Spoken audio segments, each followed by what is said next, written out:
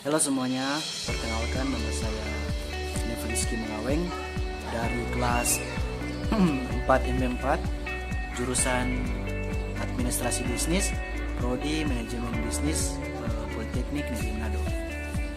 Pada kali ini saya akan menjelaskan tentang mata kuliah 2 bidang negosiasi dengan judul atau topik itu tips negosiasi.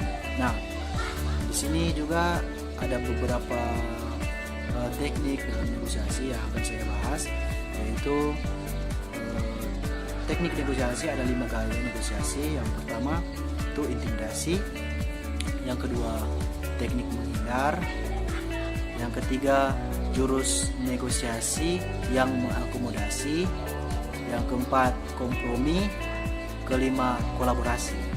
Nah, kita akan bahas satu persatu dari topik ini.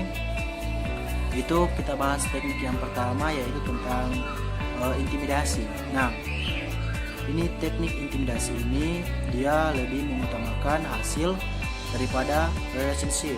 Nah, relationship itu hubungan. Jadi dia lebih mengutamakan hasil daripada DP hubungan. Dan mungkin kalau memang hubungan musuhnya bagus dengan itu DP pihak lawan, dia tidak peduli, yang penting DP hasil dari negosiasi tersebut, dari DP pendapat. Jadi dia pertahanan tetap DP pendapat. Intimidasi ini juga dilakukan karena sudah tidak memiliki pilihan. Nah, juga teknik intimidasi ini dilakukan banyak kali dilakukan karena memang sudah tidak memiliki pilihan lain. Jadi dia harus menggunakan intimidasi untuk tekan DP pendapat agar ini DP hasil ini mau capai dan DP kemauan. Sedangkan dia tidak peduli dengan itu hubungan antara dua, mau rusak ya apa, dia tidak peduli. Nah, kedua juga ada teknik menghindar. Nah, dari apa yang saya pahami tadi, teknik menghindar ini dia setuju atau tidak setuju, kita tidak rugi. Maksudnya di sini kan ada begitu banyak orang yang memang contohnya mau rapat dan begitu sama yang rapat. Jadi dia mau menghindar dengan alasan apapun. Jadi atau mau pertemuan begitu dong. Jadi orang yang rasa rugi dan kalau memang dia mau rasa rugi, nah juga rasa untung. Mungkin dia yang butuh tapi dia rasa rugi dan cuma dia ini mau ketemu. Jadi kalau teknik menghindar ini dia setuju atau tidak setuju, kita tidak rugi. Juga teknik yang ketiga yaitu teknik akomodasi. Nah, teknik akomodasi ini dia lebih mengutamakan relationship daripada hasil. Maksudnya dia lebih apa ya, lebih utamakan DP hubungan dengan DP pihak lawan. Jadi dia kalau sama dengan ini dia lebih mengalah. Jadi dia lebih ngana aja yang ini yang ikut ngana pendapat. Meskipun itu cuma atau nyala separuh gitu, separuh rugi enggak. Jadi dia maksudnya itu dia lebih pokoknya DP orang baik, jadi dia lebih kasih yang DP pihak lawan yang untung, dan dia lebih utamakan DP kepentingan hubungan daripada DP kepentingan hasil. Juga lanjut dari teknik keempat yaitu teknik kompromi. Itu DP pengertian itu DP relationship separuh, DP hasil separuh. Maksudnya itu separuh dan saling menguntungkan tapi kecil dan sedikit. Jadi untung tapi sedikit, tapi sama-sama untung dan kompromi, Kang. Kita lanjut juga di teknik negosiasi yang kelima, itu kolaborasi. Nah, kolaborasi. Sering orang dengar ini kata kolaborasi ini sama dengan misalnya kasih baku campur dan begitu, saling menguntungkan. Nah, kolaborasi adalah teknik yang paling ideal.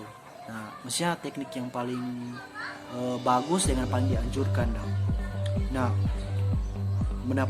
ini mendapatkan relationship yang maksimal dan hasil yang maksimal. Maksudnya di sini relationship yang maksimal itu dia pokoknya plus dan lebih.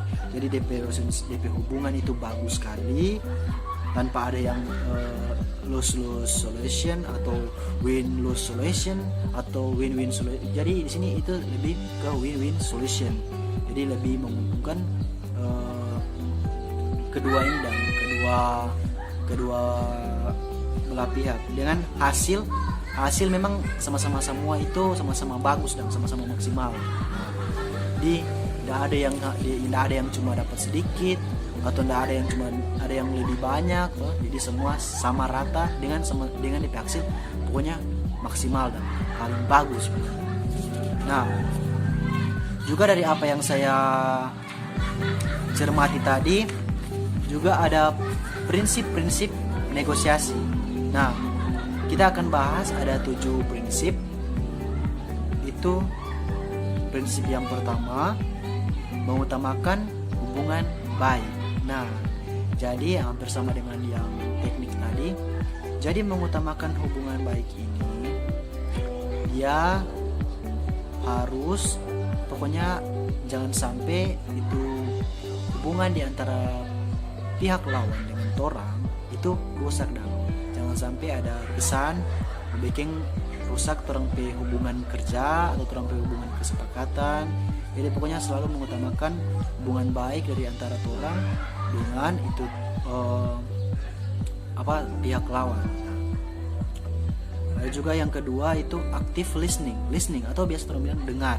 Jadi maksudnya dari prinsip negosiasi yang active listening ini kita harus mendengar dan meskipun dari dalam pribadi orang suka sekali mau kasih utarakan dan ini kan manusia. Jadi orang memang suka sekali mengutarakan orang berpendapat dan mau kasih tahu pada. Tapi orang sabar dulu, maksudnya dengar dulu dan jadi pendengar yang baik. Maksudnya dengar dulu apa yang akan dia sampaikan berikut.